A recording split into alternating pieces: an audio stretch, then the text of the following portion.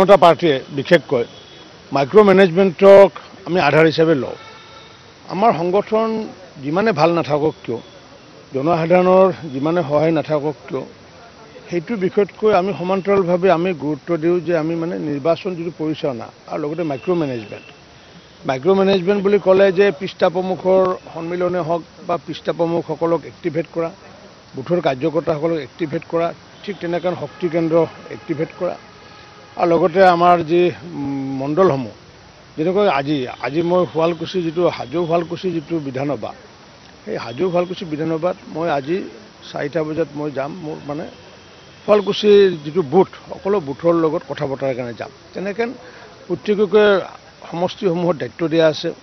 গতিকে সেই দায়িত্বসমূহ কেনেকৈ কৰা হ'ব নহ'ব বা ক'ত কেনে প্লেনিং হ'ব, বিশেষ ৰণকৌশল সন্দৰ্ভত ইয়াতে আলোচনা হ'ব। বিশেষকৈ মেক্ৰ' বিষয় ইয়াতে আলোচনা নহয়, কিন্তু মাইক্ৰ' মেনেজমেণ্টৰ বিষয়ে আমাৰ আৰম্ভ হয় আৰু এইটো প্ৰতি বছৰে প্ৰতিটো নিৰ্বাচনৰ প্ৰাক মুহূৰ্তত তেনেকুৱাকৈ হয়।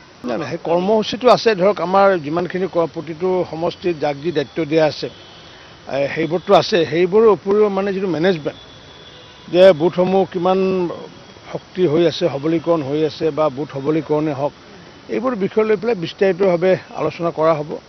আৰু সেই আলোচনা কৰাৰ পিছত নিশ্চিত হ'ব তাত মানে মাৰ্গদৰ্শন দিব আমাৰ বৈজয়ন্ত জে পাণ্ডে ডাঙৰ থাকিব। আৰু তেখেতে যোৱাবাৰো মাইক্ৰ' মেনেজমেণ্টটো তেওঁ চাইছিলে। মাইক্ৰ' মেনেজমেণ্ট কল চেণ্টাৰ পৰে, যেনেকুৱাকৈ এতিয়া প্ৰতিগৰাকী মানুহক মতামত লৈ আছে ভাৰতীয় জনতা পাৰ্টীৰ দিল্লীৰ কাৰ্যালয়ৰ পৰা।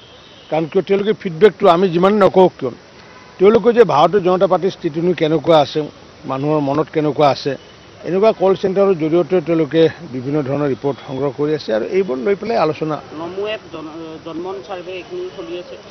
নমো এপ আমাৰতো ভাৰতীয় জনতা পাৰ্টীৰ প্ৰতিগৰাকী কাৰ্যকৰ্তাই যিমানে কাম নকৰক কিয়, যি নকৰক কিয়, ফেচবুকত বা ছ'চিয়েল মিডিয়া বা বাতৰি কাকত বা টিভিত দিলেও নমো এপটো আমাৰ কম্পালচাৰী, তাতে জনাব লাগিব। আৰু নমো এপৰ পৰা ৰেকৰ্ডিংটো হৈ থাকে যে কোনে কিমান এক্টিভ হৈ আছে। এতিয়া মই আনকি মই দৈনন্দিন যি কাৰ্যসূচী, ইয়াৰে কাৰ্যসূচীটো আমি নমো এপত মানে আপলোড কৰিম। ঠিক তেনেকুৱাকৈ নমো এপত আপলোড কৰা হয়।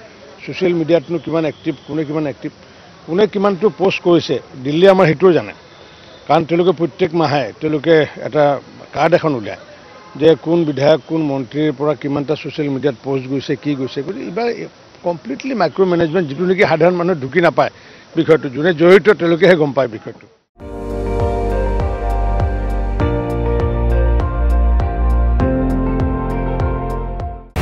আপুনি চাই আছে ND24, সৰ্বশ্ৰেষ্ঠ নহয় সৰ্বোত্তমৰ দৌৰ।